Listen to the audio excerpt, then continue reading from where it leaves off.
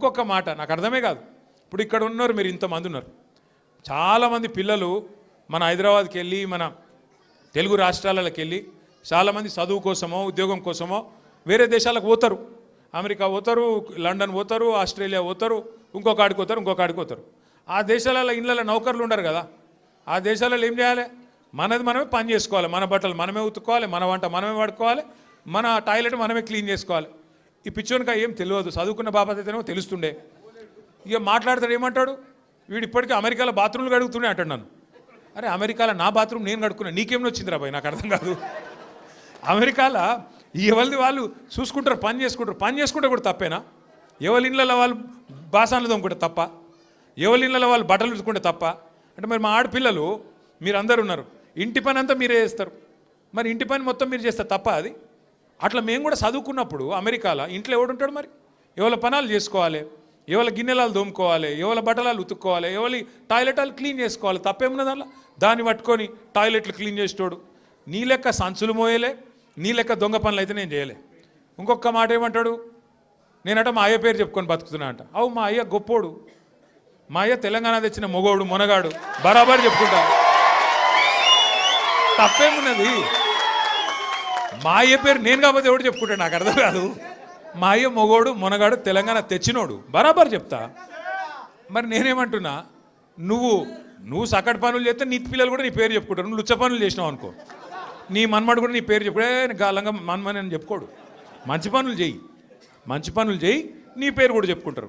నీలాగా దొంగలకు సద్దులు కట్టుడు, బ్యాగులు మోసుడు, వాళ్ళ సంకల్ నాకుడు, ఢిల్లీకి పేమెంట్ కోటాలో పైసలు సంచుడు, గవి మాతో కావు. కొట్లాడతాం, మొగాళ్ళలాగా కొట్లాడతాం, మునగాళ్ళలాగానే బతుకుతాం, తెలంగాణ పౌరుషంతో బతుకుతాం. నీలాగా బతుకం, ఢిల్లీకి గులాములక్క మాత్రం బతుకం. ఢిల్లీకి సంచులు మోసుకుంటా, ఢిల్లీలో పోయి బీజేపీలతో రాసుకొని పోసుకొని తిరుక్కుంటా, జడ్జీల కాళ్ళు పట్టుకుంటా, అయ్యో నన్ను కేసుల లోపల నువ్వుకుర్రి అని చెప్పి డైవులు కొట్టుకుంటా, బతుకు అవసరం లేదు. బతికిన నాళ్ళు దర్జాగా బతుకుతాం, చచ్చినప్పుడు కూడా రాయలుగా చచ్చిపోతాం. అంతేగాని ఇట్లా చిల్లర పనులు చేయం. మీకు దయచేసి నేను ఒకటే కోరుతున్నా, ఆయన మళ్ళా అంటుండు కేసీఆర్ నట ముఖ్యమంత్రి కానియాడంట. నేను కూడా మీ అందరికి ఒకటే చెప్తున్నా, మీ అందరి దయ ఉంటే, మీ అందరి ఆశీర్వాదం ఉంటే ఖచ్చితంగా కేసీఆర్ సంగతి ఇడిచిపెట్టు, నిన్ను కొడంగల్లో కూడా మళ్ళీ గెలవనీయకుండా చేసే బాధ్యత మాది. నిన్ను కొడంగల్లో మళ్ళీ గెలవనీయకుండా మళ్ళీ అసెంబ్లీకి రానియకుండా చేసే బాధ్యత పార్టీగా మేమందరం, ప్రజలుగా మేమందరం తీసుకుంటాం. నువ్వు మాట్లాడే మాటలు, చేసే రోత పనులు, వాటికి ఇలా ప్రజలు అసహించుకుంటున్నారు, నోట్లో ఉంచుతున్నారు. ఏం మాటలే అవి, ముఖ్యమంత్రి టీవీ పెడితే పిల్లలు ఖరాబ్ అయ్యేటట్టున్నారు నీ భాష ఇంటే అని చెప్పి మొత్తం టీవీలు బంద్ చేస్తున్నారు. గసంటి పరిస్థితి వచ్చింది. ఏం అడిగిండు కేసీఆర్ గారు మొన్న? ఏమయ్యా పాలమూరు ప్రాజెక్ట్ని ఎందుకు పండబెట్టినావని అడిగిండు.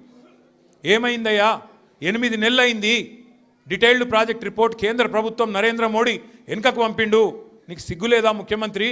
అది వెంటనే మళ్ళా పంపి 90% పనులు పూర్తయిన ప్రాజెక్టు ఇంకొక 10 పైసలు పెడితే అయిపోతుంది చేసి మరి ఆ పాలమూరుకు నీళ్ళు ఇయ్యన్నాడు. తప్ప కేసీఆర్ గారు అన్నది? దానికి సమాధానం చెప్పే తెలివి లేదు, పిచ్చి మొరుగుడు మొరుగుతూ ఉన్నాడు. అట్లాగే కేసీఆర్ గారు ఏమన్నారు, కృష్ణా జలాల్లో అన్యాయం చేస్తున్నాడు నరేంద్ర మోడీ, భారతీయ జనతా పార్టీ ఖచ్చితంగా వాళ్ళని ఎదుర్కోవాలా, కొట్లాడాలా, ఢిల్లీలో ఏం చేస్తున్నారు నీ ఎంపీలు అని అడిగిండు. బీజేపీ ఎంపీలను అన్నాడు, కాంగ్రెస్ ఎంపీలను అడిగిండు. దాంతో ఇలా వాళ్ళకి సమాధానం లేక, సమాధానం చెప్పే తెలివి లేక ఇలా నోటికి వచ్చినట్టు మాట్లాడుతున్నారు.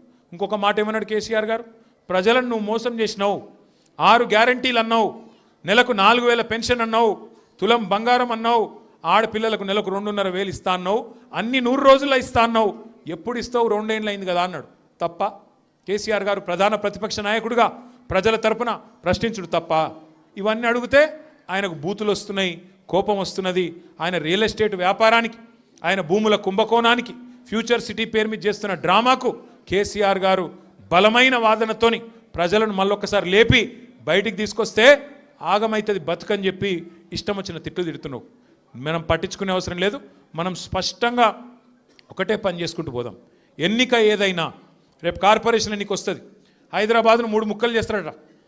హైదరాబాద్ కార్పొరేషన్ 3 ముక్కలు చేస్తారట, చేసి 3 కార్పొరేషన్లు చేస్తారట. ఎన్ని కార్పొరేషన్లు చేసినా ప్రజలైతే గాలే కదా, ఓట్లు వేసేది మీరే కదా. మీకు అందరికీ ఎవరు మంచో ఎవరు చెడో మీకు తెలుసు. అందుకే 24 డివిజన్లు అవుతున్నాయి శేర్లింగంపల్లి నియోజకవర్గంలో. అది ఏ కార్పొరేషన్లకు పోయినా గెలిపించే బాధ్యత మీరు తీసుకోండి. గట్టిగా కష్టపడదాం. ఈ ఒక్క సంవత్సరం 2026 ఒక్కటి గట్టిగా కష్టపడితే ఇక 27లో దాదాపుగా ఎలక్షన్ వాతావరణం రాని వస్తుంది. 3 ఏళ్ళు పూర్తయిపోయినాయి అంటే ఎలక్షన్ వాతావరణం, అసెంబ్లీ ఎలక్షన్ వస్తుంది. మళ్ళీ తిరిగి కేసీఆర్ సార్ను మళ్ళీ తిరిగి తెలంగాణ రాష్ట్రానికి ముఖ్యమంత్రిగా చేసుకునే టైము తొందరలో వస్తుంది. కాబట్టి దయచేసి ఇంతకంటే ఎక్కువ నేను చెప్పను. మీరు చాలా దూరం నుంచి కష్టపడి నేనే అక్కడికి రావాల్సి ఉండే, फिर भी आप इतना दूर आए. हमारे बहनों से भी मैं शुक्रिया अदा करना चाहता हूँ. आप इतने दूर आए, आप इतने लोग आए और छोटे छोटे बच्चों को भी साथ लेके आए. मैं आपका तहे दिल से शुक्रिया अदा करता हूँ, आपका शुक्रगुजार हूँ. और మా ఆడబిడ్డలందరూ కూడా మరి అంత దూరం కించి వచ్చినందుకు థ్యాంక్ యూ. మళ్ళొక్కసారి మీకు నేను చేసే విజ్ఞప్తి, ఎన్నిక ఏదైనా గుర్తు కారు సారు, ఈ రెండు మళ్ళొక పూట ఎప్పుడో ఒక రోజు మళ్ళీ రమ్మంటుండే ఆల్విన్ కాలనీకి. ఈసారి చెప్పి పర్మిషన్ తీసుకొని కాదు, ఉత్తగానే వస్తా. అప్పుడు అందరం కలుసుకుందాం. జై తెలంగాణ.